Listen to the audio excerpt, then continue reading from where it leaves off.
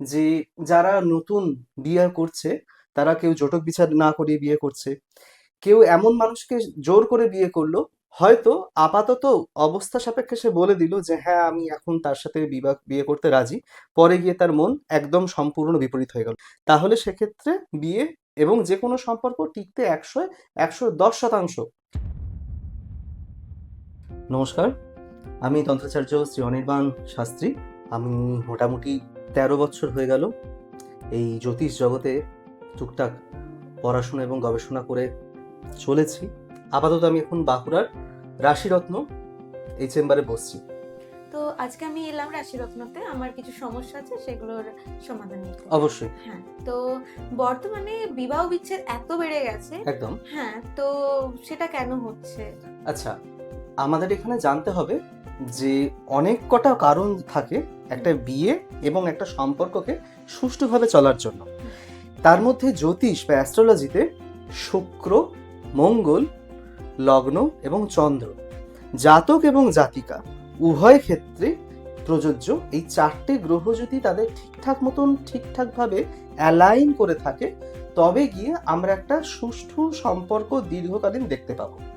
এবার আমাদের রাশিচক্রে অনেক সময় হয় কি, যে যারা নতুন বিয়ে করছে তারা কেউ জটক বিচার না করিয়ে বিয়ে করছে, কেউ এমন মানুষকে জোর করে বিয়ে করলো, হয়তো আপাতত অবস্থা সাপেক্ষে সে বলে দিল যে হ্যাঁ আমি এখন তার সাথে বিয়ে করতে রাজি, পরে গিয়ে তার মন একদম সম্পূর্ণ বিপরীত হয়ে গেল। এটা হয় সম্পূর্ণ রকম গ্রহ দশার জন্য। এই গ্রহ দশা অনুযায়ী যদি জটক বিচার করে যদি বিবাহ বিচার করা যায়, তাহলে সেক্ষেত্রে বিয়ে এবং যে কোনো সম্পর্ক টিকতে 110% সম্ভব। কুণ্ডলী মেলানোটা কি সত্যি এটার সমস্যার কোনো কারণ? অবশ্যই কুণ্ডলীটার থেকে আপনি যেটা দেখতে পাবেন সেটা হচ্ছে আপনার জীবনের একটা রেখাচিত্র। ওভারঅল একটা মানুষ কেমন হবে, মানুষের প্রবৃত্তি কেমন হবে। দেখুন, দুটো আলাদা আলাদা মানুষ একসাথে আসে ঘর সংসার করতে। এখন সম্পূর্ণ বিপরীত যদি মেরুর দুটো মানুষ একদম আসে, তাদের মানে ধারণাটা আমি তো একবার দুবার পাঁচবার দেখাতে দেখতে পাবো না। তাই তাদের ক্ষেত্রে কুণ্ডলী মেলানোটা ভীষণ রকম জরুরি।